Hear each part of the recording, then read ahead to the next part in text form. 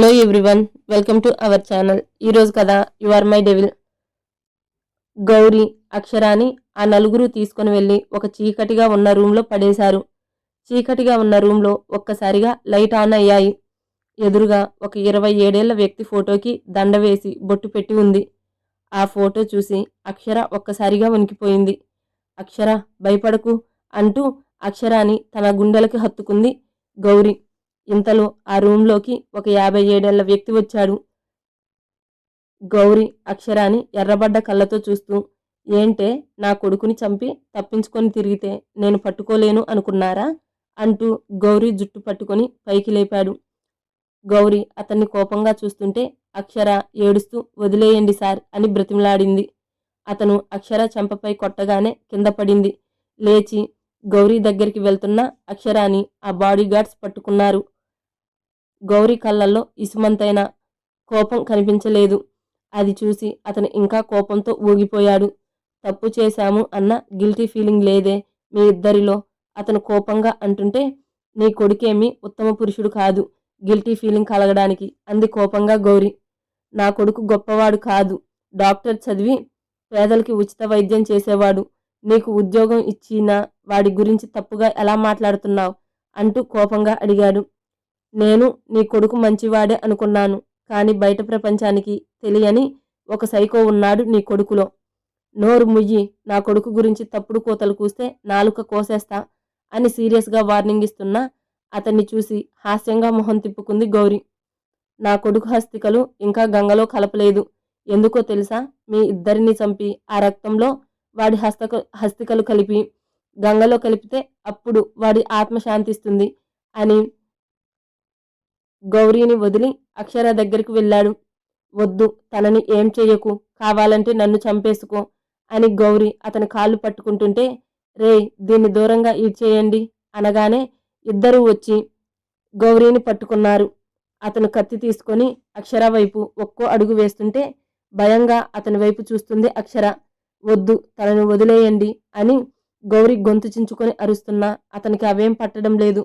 అక్షర జుట్టు పట్టుకొని కత్తితో పొడిచేలోపు అతని చేతిలోకి ఒక బుల్లెట్ దూసుకుంటూ వెళ్ళిపోయింది. ఆ అని అరుస్తూ కత్తి వదిలేస్తే చుట్టూ ఉన్న బాడీ గార్డ్స్ బుల్లెట్ వర్షంలో తడిసి చనిపోయారు. చనిపోయిన బాడీ గార్డ్స్ని చూసి ఎదురుగా చూసి షాక్ అయ్యాడు. విక్రమ్ దేవ్ అంటూ విక్రమ్ వైపు షాకింగ్గా చూస్తుంటే, డేవిడ్, జగదీష్ గారు, మీరు మా వాళ్ళని కిడ్నాప్ చేయడం ఏంటి అని అడుగుతున్నా డేవిడ్ మాటలు పూర్తవకుండానే విక్రమ్ కొట్టిన దెబ్బకి అతని దవడ పళ్ళు ఊడిపోయాయి. జగదీష్, విక్రమ్ కొత్తగా కొన్న mall owner. How dare you, నా వైఫ్ని కిడ్నాప్ చేసి చంపాలని చూస్తావా అంటూ మొహంపై ఆగకుండా కొడుతుంటే డేవిడ్ విక్రమ్ని ఆపుతూ, సార్, మేడం భయపడుతున్నారు అనగానే జగదీష్ని వదిలి అక్షర దగ్గరకు వెళ్ళాడు. బుల్లెట్కి భయపడి చెవులు మూసుకొని ఒక మూలకి వెళ్ళిపోయి వణికిపోతుంది అక్షర. విక్రమ్ ఆమెను ఫాస్ట్గా చేరుకొని, అభి, నీకేం కాదురా, నేను వచ్చేశాను చూడు అని పిలిచాడు. విక్రమ్ వాయిస్కి తలెత్తి చూసింది.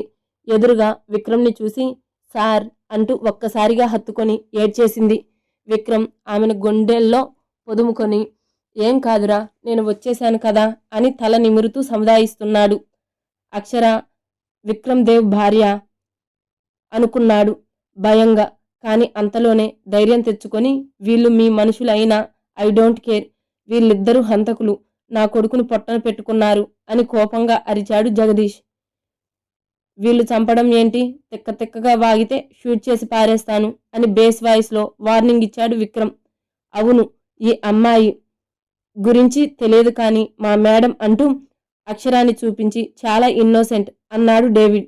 డేవిడ్ మాటలకి గౌరీ సీరియస్గా చూసింది అతని వైపు. ఆ మాటకి జగదీష్ గట్టిగా నవ్వాడు. డేవిడ్ అయోమయంగా చూస్తుంటే విక్రమ్ కోపంగా చూస్తున్నాడు.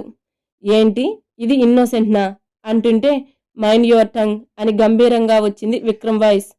విక్రమ్ వాయిస్కి జడిసి, ఈవిడ ఏం ఇన్నోసెంట్ కాదు, అసలు నా కొడుకుని చంపింది ఈవిడే అని అరిచి చెప్పాడు.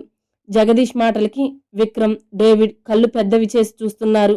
ఆటోమేటిక్గా అక్షర తలపై ఉన్న విక్రమ్ చేతిని తీసేశాడు.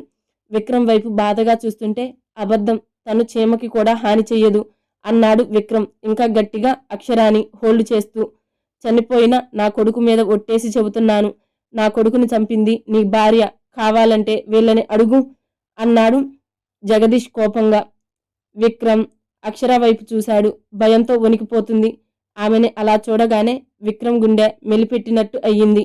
అక్షర, ఏం జరిగిందో చెప్పరా, నాకు తెలిసి నువ్వు ఏ తప్పు చెయ్యవు అన్నాడు. అయినా ఆమె మాట్లాడకపోవడంతో విక్రమ్ గౌరీ వైపు చూసి, వాడు చెప్పింది అబద్ధం అని చెప్పు గౌరీ, ఇక్కడే వాడిని గొయ్యి తీసి కప్పెట్టేస్తాను అన్నాడు. గౌరీ తలదించుకొని, అతను చెప్పింది నిజమే, ఆదిత్యని చంపింది అక్షర అంది. ఏయ్, ఏంటి తలతిక్కగా వాగుతున్నావు? మేడం హత్య చేయడం ఏంటి అని కోపంగా అడిగాడు డేవిడ్.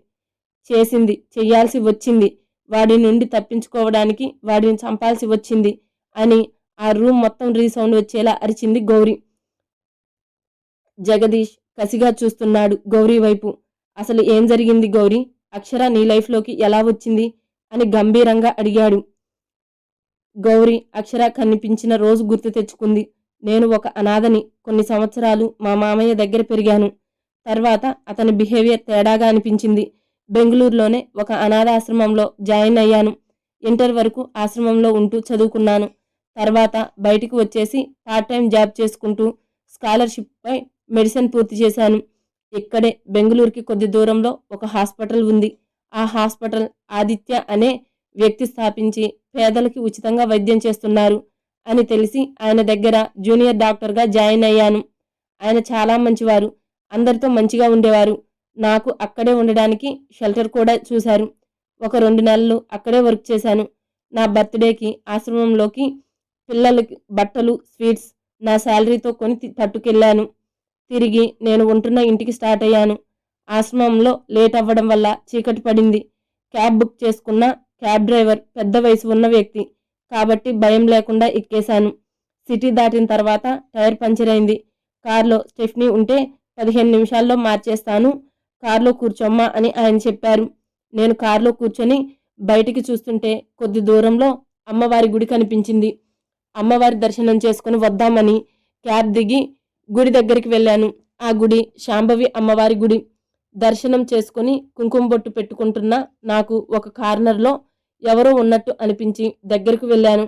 దగ్గర పడే కొద్దీ అక్కడ ఉంది ఒక అమ్మాయి అని అర్థమయ్యింది. ఆ అమ్మాయి పొజిషన్ చూసి నాకే ఒళ్ళు జలదరించింది.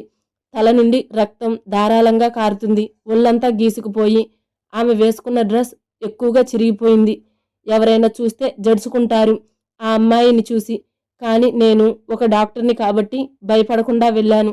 నా చున్నీ కప్పి ఆ అమ్మాయి చెంపలు తడుతుంటే విక్రమ్ గారు అంటూ నాపై వాలిపోయింది. గౌరీ చెప్తుంటే డేవిడ్ విక్రమ్ వైపు చూశాడు. అతని కళ్ళల్లో నీళ్లు ఆగకుండా వచ్చేస్తున్నాయి. దగ్గరికి వెళ్ళి భుజంపై చేయి వేసి ప్రెస్ చేశాడు. డేవిడ్ని చూసి కన్నీళ్లు తుడుచుకొని అక్షరాన్ని ఇంకా తనలో అదుముకున్నాడు. నాకు కంగారుగా అనిపించింది. ఆ అమ్మాయి పల్స్ మెల్లిగా పడిపోతున్నాయి కూడా. వెంటనే క్యాబ్ డ్రైవర్ హెల్ప్తో క్యాబ్లో ఎక్కించి నేను వర్క్ చేసే హాస్పిటల్కి స్టార్ట్ అయ్యాను. దారిలో ఉండగానే ఆదిత్య సార్కి కాల్ చేసి విషయం చెప్పాను. ఆయన అన్ని అరేంజ్మెంట్స్ రెడీ చేస్తాను, తొందరగా తీసుకురమ్మని చెప్పి పెట్టేశారు. క్యాబ్ డ్రైవర్ కూడా గంట జర్నీని అరగంట చేసి హాస్పిటల్కి తీసుకొచ్చారు.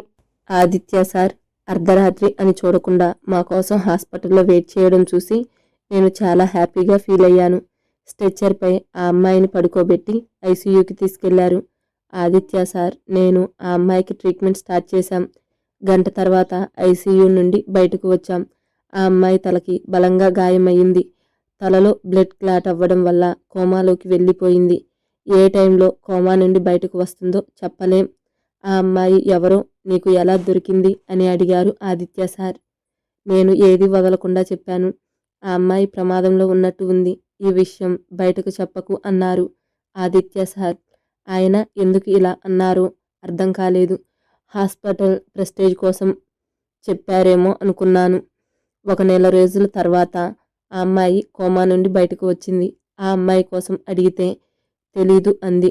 తను హాస్పిటల్కి ఎందుకు వచ్చాను, అసలు నేనెవరు అని తిరిగి నన్ను క్వశ్చన్ చేస్తుంటే షాక్ అయ్యి ఆదిత్య సార్ వైపు చూశాను. ఆదిత్య సార్ ఆ అమ్మాయిని ఒకసారి చెక్ చేసి బయటికి వెళ్ళిపోయారు. నేను సార్ వెనకే వెళ్ళాను. ఏంటి సార్ ఆ అమ్మాయి అలా మాట్లాడుతుంది అని అయోమయంగా అడిగితే ఆ అమ్మాయి గతం మర్చిపోయింది అని బాంబు పేల్చారు. ఇప్పుడు ఏం చేద్దాం సార్ అని ఆదిత్య సార్ని అడిగితే, ప్రస్తుతానికి తనని నువ్వే చూసుకో, నేను ఆ అమ్మాయి ఫోటో పోలీస్ స్టేషన్లో ఇస్తాను, ఎవరైనా తన కోసం వస్తే పంపించేద్దాం అని చెప్పారు. నాకు సార్ చెప్పింది కరెక్టేనే అనిపించింది. అప్పటి నుండి తన్ని నేనే చూసుకున్నాను. తనకి నేను అక్షర అని పేరు పెట్టాను. అక్షర నెల రోజుల్లో ఆరోగ్యంగా తయారైంది.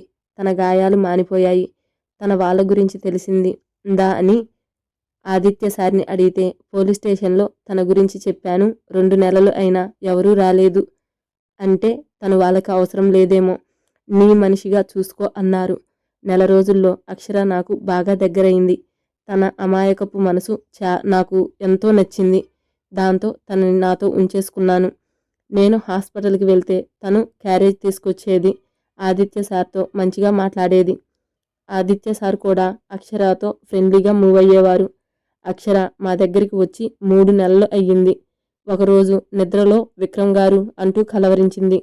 నాకు అనుమానం వచ్చింది తనకి గతం గుర్తుకు వస్తుంది అని. కానీ అప్పుడు ఆదిత్య సార్కి చెప్పలేదు.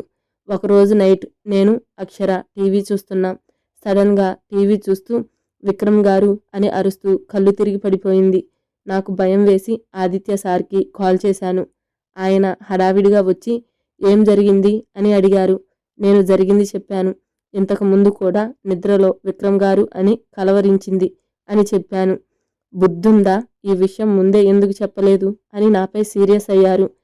అతను ఎందుకంత సీరియస్ అవుతున్నారో, అక్షరాకి గతం గుర్తొస్తే మంచిదే కదా అనుకున్నాను. అదే విషయం సార్ని అడిగాను. అక్షరాకి గతం గుర్తుకు రాకూడదు అన్నారు. నేను అర్థం కాకుండా అతని వైపు చూస్తుంటే, అక్షరాకి గతం గుర్తొస్తే చనిపోయే అవకాశం ఉందని చెప్పారు. తన తలలో బ్లడ్ క్లాట్ అవ్వడం వల్ల గతం గుర్తొస్తే తను చనిపోయే అవకాశం ఉందని చెప్పారు. మరి ఎలా సార్, తనకి గతం గుర్తొచ్చే సూచనలు కనిపిస్తున్నాయి అని టెన్షన్గా అడిగాను. ఒక ఇంజెక్షన్ పేరు చెప్పి అది చేస్తే తనకి గతం గుర్తు రాదు అని చెప్పారు. నాకు పాపం అనిపించింది. తనకు ఫ్యామిలీ ఉన్న నాలా అనాథగా బతకాలి అనుకున్నాను. వేరే కంట్రీ నుండి ఆ ఇంజెక్షన్ తెప్పించడానికి 5 లక్షలు అయ్యాయి. సగం సార్ పెట్టుకుంటే మిగిలిన డబ్బులు అప్పు చేసి నేను ఇచ్చాను. సారు వద్దన్నా. ఇంజెక్షన్ చేసిన తర్వాత అక్షరాని 1 వారం రోజులు అబ్జర్వేషన్లో పెట్టారు. వారం తర్వాత అక్షర నార్మల్ అయింది. అప్పటి నుంచి నేనే తనకి ప్రపంచం. హాస్పిటల్కి వచ్చి పేషెంట్స్ని నవ్విస్తూ ఉండేది. అక్షర అంటే ఆదిత్య సార్ నుండి వార్డు బాయ్ వరకు అభిమానం చూపించేవారు. కానీ అని సైలెంట్ అయ్యింది. కానీ ఏంటి, ఏం జరిగింది అని కంగారుగా అడిగాడు డేవిడ్. అందరూ అక్షరాని అభిమానంగా చూస్తే ఆదిత్య సార్ అక్షరాని ప్రేమగా చూడడం నేను గమనించాను. నా అనుమానం నిజమైతే పర్వాలేదు అనుకున్నాను. ఎందుకంటే దగ్గరగా సంవత్సరం పాటు నేను ఆదిత్య సార్ని చూస్తున్నాను. He is a nice guy. అటువంటి వ్యక్తి అక్షరాన్ని ఇష్టపడి మంచి లైఫ్ ఇస్తే అక్షర లక్కీ అనుకున్నాను. ఆదిత్య సార్ అక్షరాకి ప్రపోజ్ చేశారు. కానీ అక్షర ఒప్పుకోలేదు. అదే విషయం అడిగాను. ఆదిత్య సార్కి ఏం తక్కువ, ఎందుకు కాదంటున్నావని. నాకు ఆదిత్య సార్ అంటే అభిమానం. కానీ సార్ని పెళ్లి చేసుకోవాలి అనిపించడం లేదు. సార్నే కాదు ఇంకెవరిని పెళ్లి చేసుకోవాలి అనుకోవడం లేదు అంది. ఆదిత్య సార్ చాలానే ప్రయత్నాలు చేశారు ఆదిత్యని అక్షరాన్ని ఒప్పించడానికి. కానీ ఒప్పుకోలేదు. తన హాస్పిటల్కి రావడం మానేసింది. 4 నెలలు గడిచిపోయాయి. ఒకరోజు హాస్పిటల్కి వచ్చింది. నేను డ్యూటీలో ఉన్నప్పుడు. సడన్గా ఇక్కడి నుండి వెళ్ళిపోదాం, లేదంటే నన్ను పంపించేయి అని పట్టుబట్టింది. నేను కారణం అడిగితే ఆదిత్య సార్ ప్రవర్తన, మాటలు బాగుండటం లేదు అని చెప్పింది. అర్థమయ్యేలా చెప్పు అని నేను గట్టిగా నిలదీశాను. తను హాస్పిటల్కి రావడం లేదు అని. ఆదిత్య సార్ అక్షర కోసం మేము ఉండే ఇంటికి వెళ్ళేవారట. పెళ్లి చేసుకోమని వేధించేవారట. నిన్న కూడా వచ్చి పెళ్లి చేసుకోకపోతే చనిపోతాను అని కిచెన్లో చాక్ తీసుకొని కట్ చేసుకున్నారట. అతని ప్రవర్తన అక్షరాకి భయం పుట్టి ఎక్కడికైనా వెళ్ళిపోదాం, లేదంటే నేను వెళ్ళిపోతాను అని ఏడుస్తుంటే తన్ని ఓదార్చి నా క్యాబిన్లో ఉండమని నేను ఆదిత్య సార్ దగ్గరికి వెళ్ళాను. ఆదిత్య సార్ క్యాబిన్కి వెళ్ళి ఆయన ముందు నిలబడి, ఏంటి సార్ మీరు చేస్తుంది? అక్షరాకి మిమ్మల్ని పెళ్లి చేసుకోవడం ఇష్టం లేదు అని చెబుతుంది కదా సార్. అయినా తను పెద్ద అందంగా ఉండదు. మీకు చాలా అందమైన అమ్మాయి వస్తుంది. తననెందుకు ఇబ్బంది పడతారు? తనని వదిలేయండి అన్నాను. నా మాటలకి ఆదిత్య సార్ కోపం అధికమైంది. నా పీక పట్టుకొని అక్షరాని వదిలేయమని అంటే నిన్ను చంపేస్తాను అని కోపంతో ఊగిపోయారు. నేను కళ్ళు తేలేస్తూ ఆయన వైపు చూశాను. ఎప్పుడూ చూడని కోణం కనిపించింది ఆయనలో. నన్ను వదిలి ఇంత కష్టపడింది అక్షరాన్ని వదిలేయడానికా? తనని చూడగానే ఇష్టపడ్డాను. అమాయకమైన మనసుకి ఏ అమ్మాయి వైపు కన్నెత్తి చూడని నేను ఆమెకి అట్రాక్ట్ అయ్యాను. కొన్ని రోజుల్లోనే అది ప్రేమ అని తెలుసుకున్నాను. అందుకే పోలీస్ స్టేషన్లో తన గురించి చెప్పలేదు. గతం గుర్తొస్తే నన్ను వదిలి ఎక్కడ వెళ్ళిపోతుందో అని తనకి ఎప్పటికీ గతం గుర్తు రాకుండా చేశాను. తనని ప్రేమలో పడేసి పెళ్లి చేసుకోవాలి అనుకున్నాను. కానీ తను ఒప్పుకోలేదు. ఏం ఏం తక్కువ నాకు? అందం, డబ్బు ఉన్నవాడిని. నాకంటే బెటర్ ఉన్నవాడు వస్తాడా తనకి? ఏ రోజుకైనా నా ప్రేమని అర్థం చేసుకుంటుంది అనుకుంటే హాస్పిటల్కి రావడం మానేసింది. తనని చూడక నాకు పిచ్చి పట్టినట్టు అయ్యింది అని అతని తల మీద కొట్టుకుంటూ చెబితే నాకు ఫస్ట్ అతన్ని చూసి భయం వేసింది. రోజు ఇంటికి వెళ్ళేవాడిని, పెళ్లి చేసుకోమని అడిగేవాడిని. కానీ వినడం లేదు. చూడు, తన పేరు కూడా నా చేతి మీద రాసుకున్నాను అని కత్తితో అక్షరాన్ని రాసుకున్నాడు. ఆ టైంలో అర్థమయ్యింది నాకు అతనిలో ఒక సైకో ఉన్నాడని. సార్, అక్షరాన్ని ఒప్పిస్తాను, మీరు బాధపడకండి అని అబద్ధం చెప్పి వెళ్తుంటే, ఆగు, నువ్వు ఒప్పించకపోతే నాలో ఉన్న మరో రూపం చూస్తావు అని వార్నింగ్ ఇచ్చాడు. నేను అక్కడి నుండి ఇంటికి వచ్చేశాను అక్షరాన్ని తీసుకొని. రాత్రికి రాత్రే అక్షరాన్ని తీసుకొని ఊరు దాటి వెళ్ళిపోవాలి అనుకున్నాను. అనుకున్నట్టుగానే అన్ని ఏర్పాట్లు చేసుకున్నాను. ఇప్పుడెలా చేసుకున్నావు? అలానేనా అని వెటకారంగా అడిగాడు డేవిడ్. గౌరీ డేవిడ్ వైపు కోపంగా చూసింది. డేవిడ్ అని సీరియస్గా చూశాడు Vikram. Sorry sir, you continue అన్నాడు. అర్ధరాత్రి లగేజ్తో బయటకు వస్తున్న మాకు మా ఇంటి గేట్ దగ్గర నిలబడి కనిపించాడు ఆదిత్య సార్. అతన్ని చూడగానే భయం వేసింది. ఎక్కడికి వెళ్తున్నారు అని మా దగ్గరికి వచ్చి అడిగాడు. మేము భయంతో చూస్తుంటే అక్షర జుట్టు పట్టుకొని తన మీదకి లాక్కున్నాడు. నన్ను వదిలి ఎలా వెళ్ళాలి అనిపించింది అక్షర అని కోపంగా అంటూ ఏడుస్తున్నాడు. అతని ప్రవర్తనకి భయం వేసింది. సార్, వదిలేయండి, మీకు కనిపించకుండా వెళ్ళిపోతాను అని నేను బ్రతిమలాడుతుంటే నా మాటలు పట్టించుకోకుండా పిచ్చిగా అక్షరాతో మాట్లాడుతున్నాడు. నాకు ఆఖరి మాటకి భయం వేసింది. నువ్వు నా సొంతం అయితే నాకు దూరంగా వెళ్ళే ఆలోచన రావు కదా అని క్రూరంగా నవ్వుతూ అక్షరాన్ని గదిలోకి లాక్కుపోయాడు. నేను వెళ్ళేసరికి డోర్ క్లోజ్ చేశాడు. బయట నుండి అరుస్తున్నా డోర్ తీయడం లేదు. మేము ఉండేది ఊరి చివర ఉన్న ఇంటి దగ్గర. అందువల్ల మాకు ఎవరూ సాయం చేయడానికి అవ్వలేదు. ఊర్లోకి వెళ్ళి పిలుచుకొని వద్దామనుకుంటే నేను వెళ్ళి వచ్చేలోపు అక్షరాన్ని ఏం చేస్తాడో అని భయం వేసింది. లోపల నుండి అక్షర అరుపులు, ఆదిత్య నవ్వులు వినిపించాయి. డోర్ ఓపెన్ చేయడానికి చాలానే ట్రై చేశాను.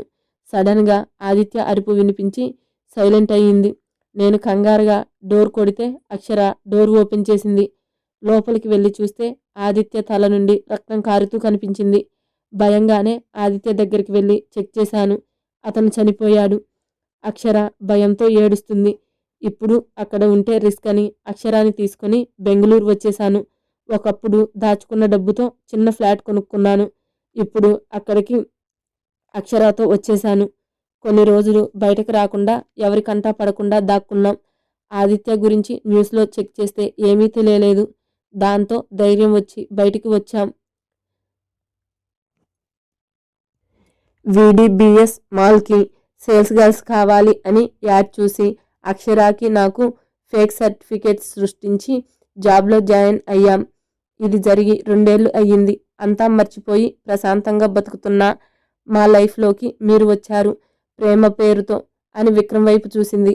ఏ ప్రేమ వల్ల మేము భయంగా బ్రతికామో అదే ప్రేమ వల్ల మళ్ళీ ఇబ్బందుల్లోకి వెళ్ళకూడదు అని మీకు అక్షరాన్ని ఇవ్వడానికి ఒప్పుకోలేదు నేను. కానీ ఇందులో నేను షాక్ అయిన విషయం అక్షర మిమ్మల్ని ఇష్టపడడం. అది కొద్ది రోజుల్లో. జీవితంలో పెళ్లి చేసుకోను అని పట్టుబట్టిన అక్షర మిమ్మల్ని ఎలా ప్రేమించిందో అర్థం కాలేదు నాకు. మళ్ళీ ఆదిత్య విషయంలో లా జరగకూడదు అని అక్షర చేత మాట తీసుకొని ఈ ఊరు వదిలి వెళ్ళిపోవాలి అనుకున్నాం. కానీ ఆదిత్య సార్ ఫాదర్ మా కోసం మమ్మల్ని చంపడానికి వెతుకుతున్నారు అని తెలియలేదు. నా కొడుకుని చంపి తప్పించుకొని తిరిగితే నేను ఏడుస్తూ కూర్చోవాలా? అందుకే పోలీస్ కేసు పెట్టకుండా నేనే నా చేతులతో మిమ్మల్ని చంపాలని ఫిక్స్ అయ్యాను. ఈ 2 ఏళ్ళు మీకోసం వెతకడానికి ఎంత కష్టపడ్డానో, ఎంత ఖర్చు చేశానో నాకే తెలుసు. నా బిజినెస్ లాస్ అవుతున్నా పట్టించుకోలేదు. ఎందుకంటే నా కొడుకే పోయిన తర్వాత నాకు డబ్బు ఎందుకు అనిపించింది. అందుకే ఆఖరిగా మిగిలి ఉన్న నా మాల్ని ఈ విక్రమ్ దేవ్కి సేల్ చేసి మనుషుల్ని పెట్టి మీరు ఈ బెంగళూరులో ఉన్నారని తెలిసి వెతికించాను. మొన్న రాత్రి కూడా మీ ఇంటికి ఒక మనిషిని పంపించాను సైలెంట్గా కిడ్నాప్ చేయమని. కానీ వాడిని ఎవరో చూడడం వల్ల మిస్ అయ్యారు. కానీ మీ అంతటి మీరే బయటికి వచ్చి చిక్కారు. ఎలా వదిలిపెడతాను? ఎవరు అడ్డు వచ్చినా వదిలేది లేదు అని విక్రమ్ వైపు చూస్తూ కోపంతో ఊగిపోయాడు. రేయ్, మొత్తం విని కూడా చంపుతాను అంటావేంటి? ఇందులో నా భార్య తప్పు లేదు. నీ కొడుకు చేతుల్లో నుండి కాపాడుకోవడానికి కొట్టింది. వాడు చచ్చాడు. కొడుకు తప్పుని సమర్థిస్తూ చంపుతాను అంటున్నావు. నువ్వు చంపితే నేను ఊరుకుంటానా అని డేవిడ్ వైపు చూశాడు. బాయ్స్, వీడిని ఈడ్చుకెళ్ళి మన స్టైల్లో కోటింగ్ ఇవ్వండి అన్నాడు డేవిడ్ బాడీ గార్డ్స్ వైపు చూసి. ఓకే సార్ అని జగదీష్ని లాక్కుపోతుంటే, వదలండి విక్రమ్ దేవ్, నీ భార్య తప్పు కప్పిపుచ్చుతున్నావా? ఒక హంతకురాలికి సపోర్ట్ చేస్తున్నావు. నీ గురించి మీడియాకి చెప్తాను. నీ ఫేమ్ పోగొడతాను అని అరుస్తుంటే, నువ్వు బ్రతికి ఉంటే చూసుకుందాం లేరా?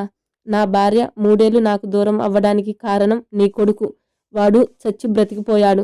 బ్రతికి ఉంటే నరకం చూపించి చంపేవాడిని అని కసిగా అనుకున్నాడు. సార్, నేను కావాలని చంపలేదు. అతని నుండి తప్పించుకోవడానికి కొట్టాను. అతను చనిపోతాడు అనుకోలేదు సార్. నా తప్పు లేదు అని వెక్కుతూ చెప్పింది అక్షర. విక్రమ్ తన్నే అపార్థం చేసుకుంటాడేమో అనుకుని. నాకు తెలుసురా, నువ్వు ఏ తప్పు చేయవు అని, ఇక ఆ విషయం మర్చిపో అంటూ అక్షర ఇంకా తనలో అదుముకుంటూ ఆమె తలవల నిమురుతూ చెప్పాడు. నేను ఏ తప్పు చేయలేదు అంటూ నిద్రలోకి జారుకుంది. నిద్రపోతున్న అక్షరాని 2 చేతులతో ఎత్తుకొని బయటికి నడుస్తుంటే, సార్, తనని వదిలేయండి, ఎంత చెప్పినా మీకు అర్థం కాలేదు అని అసహనంగా అడిగింది గౌరీ. నీకే అర్థం కావడం లేదు గౌరీ. ఇన్నిసార్లు అక్షర నా భార్య అని అంటున్నా నీకెందుకు అర్థం కావడం లేదు? అక్షర నా భార్య, తన అసలు పేరు అభినయ అని చెప్పి బయటికి నడిచాడు. ఏయ్, అసలు మీ బాస్ ఏమంటున్నారు? తనకి పెళ్లి కాలేదు. తను నాకు దొరికినప్పుడు తన మెడలో తాళి లేదు అంది కోపంగా డేవిడ్ దగ్గరికి వెళ్ళి. మా బాస్ కరెక్ట్గా చెప్తున్నారు మేడం, మా సార్ వైఫ్ అంటూ మొబైల్ తీసి అభినయకి తాళి చైన్ మార్చినప్పుడు విక్రమ్ తాళి కడుతున్న ఫోటో చూపించాడు. ఆ ఫోటో చూసి షాక్ అయింది. అంతలో తేరుకొని, అయితే ఇన్ని రోజులు అక్షరాన్ని ఎందుకు వెతకలేదు? అంత డబ్బు ఉంది, తనని వెతికి పట్టుకోవడం చిటికలో పని. మరెందుకు ఇన్ని రోజులు అక్షర కోసం రాలేదు అని కోపంగా అడిగింది. మా మేడం చనిపోయింది అని అందరూ అనుకున్నారు. కానీ మా సార్ నమ్మకంగా ఉన్నారు. ఆమె కోసమే వెతికిస్తూ ఉన్నారు. కానీ ఈ బెంగళూరు పోలీసులు మమ్మల్ని మోసం చేశారు. పైగా మేడం మా సార్ని మర్చిపోవడంతో మాకు చేరుకోవడానికి ఇన్ని రోజులు పట్టింది. అంతేకాని మా మేడం గురించి వదిలేసి కాదు. మేడం లేని ఈ 3 ఏళ్ళు సార్ ఎంత నరకం అనుభవించారో దగ్గర ఉన్న నాకు తెలుసు అన్నాడు. విక్రమ్ అక్షరాన్ని తీసుకొని తన ఫ్లాట్కి వెళ్ళాడు. నిద్రపోతున్న ఆమెను బెడ్పై పడుకోబెట్టి, ఇక నుండి నీకు నాకు దూరం ఉండదు అభి అనుకొని నుదుటిన ముద్దు పెట్టి బయటకు వచ్చాడు. తెల్లవారుజామున 5 అయ్యింది.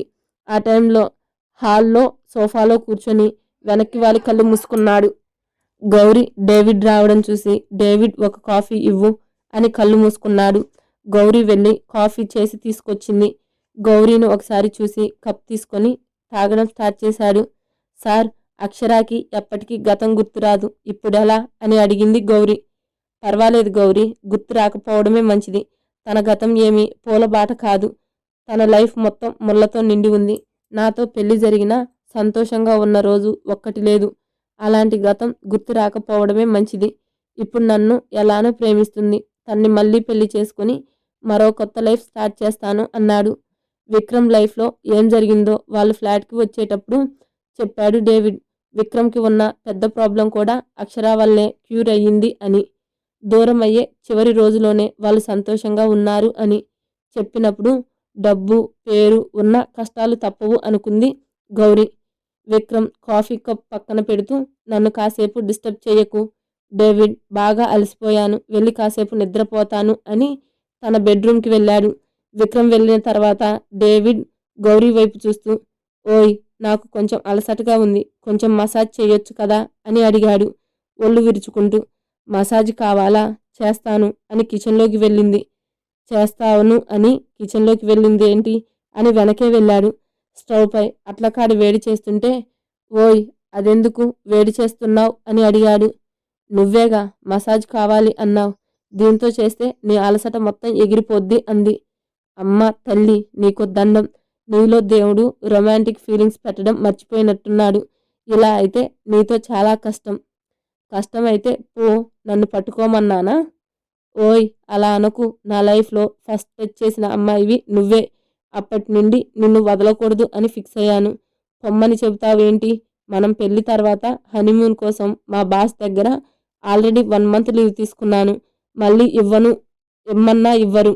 అందుకే నువ్వు ఒప్పుకుంటే ఈ వీక్లోనే చర్చికి వెళ్ళి పెళ్లి చేసుకొని అటు నుండి అటే హనీమూన్కి వెళ్ళిపోదాం, ఏమంటావ్ అని అడిగాడు. మొహం పక్కకు తిప్పుకొని నవ్వుకుంది. పాప మనకి పడిపోయింది రోయ్ అని మనసులోనే గంతులు వేశాడు డేవిడ్. విక్రమ్ అక్షర దగ్గరకు వెళ్ళి ఆమె పక్కన పడుకొని ఆమెకు వెనక నుండి హగ్ చేసుకొని కళ్ళు మూసుకున్నాడు. మార్నింగ్ 8కి మెల్లగా మెలకు వచ్చింది అక్షరాకి. పైకి లేద్దామనుకుంటే తనపై 100 kgs బరువు ఉన్నట్టు అనిపించింది. బాడీ మొత్తం పట్టేసినట్టు ఫీల్ అయింది. పూర్తిగా కళ్ళు తెరిచి చూస్తే తన గుండెలపై పడుకొని కనిపించాడు విక్రమ్. అతని ఊపిరి తన ఎదకి తగులుతుంటే ఊపిరి భారం అయ్యింది అక్షరాది. వేగంగా కదులుతున్న ఆమె యథ సంపద మెలకు వచ్చింది విక్రమ్కి. కళ్ళు తెరిచి చూస్తే ఎదురుగా తన ప్రియమైన భార్యమ్మని మొహం కనిపించింది. 3 ఏళ్లలో కలలో కనిపించే మొహం ఇప్పుడు ఇది నిజంగా కనిపిస్తుంటే ఆమె నుదుటిని ముద్దు పెట్టి గుడ్ మార్నింగ్ బేబీ అన్నాడు స్లీప్ వాయిస్తో. అంతే, కోపం వచ్చేసింది అక్షరాకి. విసురుగా అతన్ని నెట్టి పైకి లేచింది. ఆమె వైపు షాకింగ్గా చూస్తూ మళ్ళీ ఏమైందే అని అడిగాడు. మీరు నన్ను బేబీ అంటున్నారేంటి? నాకు బేబీ అని పిలిస్తే నచ్చదు అంది కోపంగా. ఆమె మాటలకి విక్రమ్ ఆశ్చర్యపోయాడు. అభి నీకు గతం గుర్తొచ్చిందా అని అడిగాడు. అభినా? తనెవరు? అంటే నాకంటే ముందు దాన్ని ప్రేమించారా? మరి నన్నెందుకు పెళ్లి చేసుకుంటాను అని కబుర్లు చెప్పారు అని ఏడ్చేసింది. హేయ్, అభి అంటే నువ్వేనే, అది నేను నీకు పెట్టుకున్న పేరు. అంతే, నేను నిన్ను తప్ప ఎవరిని ప్రేమించలేదు అన్నాడు కంగారుగా. నిజంగా చెప్తున్నారా అని కన్నీళ్లు తుడుచుకుంటూ అడిగింది. నిజంగా నిజంరా, నన్ను నమ్ము బేబీ అంటుంటే కోపంగా చూసింది. ఓ సారీ, నీకు బేబీ అంటే నచ్చదు కదా, అలా అననులే, కానీ బేబీ అని పిలిస్తే ఎందుకు నచ్చడం లేదు అని అడిగాడు. ఏమో తెలీదు, మీరు బేబీ అని పిలిస్తే నాకు కోపం వచ్చింది, ఎందుకో అర్థం కాలేదు అంది. అమ్మో, కొంచెం జాగ్రత్తగా ఉండాలి, జస్ట్ మిస్సు, లేదంటే మళ్ళీ మేడం గారి వెనక తిరగడానికి నా వల్ల కాదు అనుకున్నాడు. ఆకలేస్తుంది అంది. సరే నువ్వు ఫ్రెష్ అయ్యిరా అని వాష్రూమ్ చూపించాడు. వద్దు, మా ఫ్లాట్కి వెళ్ళి ఫ్రెష్ అవుతాను అంది ఇబ్బందిగా. ఇదిగో, ఇక నుండి నిన్ను వదిలి ఉండేది లేదు, మర్యాదగా ఇక్కడే ఫ్రెష్ అవ్వు, లేదంటే నేను స్నానం చేస్తాను అన్నాడు. వద్దు అని వాష్రూంలోకి పరిగెత్తి డోర్ వేసుకుంది. మళ్ళీ ఏదో గుర్తొచ్చి డోర్ ఓపెన్ చేసి నా డ్రెస్లు అంది. నువ్వెళ్ళు, నేను తెప్పిస్తాను అన్నాడు. సరే అని టవల్ తీసుకొని వెళ్ళింది. అభి వెళ్ళిన తర్వాత తన బ్యాగ్లో ఉన్న శారీ తీసి బెడ్పై పెట్టి బాల్కనీలోకి వెళ్ళాడు. జస్ట్ మిస్, లేదంటే విక్రమ్ అభినయ చేతిలో అయిపోయేవాడే. మీకు అర్థమవుతుందా? స్టోరీ ఎండింగ్కి వచ్చేసింది. ఇంకొక 6 parts అయితే స్టోరీ మొత్తం కంప్లీట్ అయిపోయింది. Please subscribe to my channel.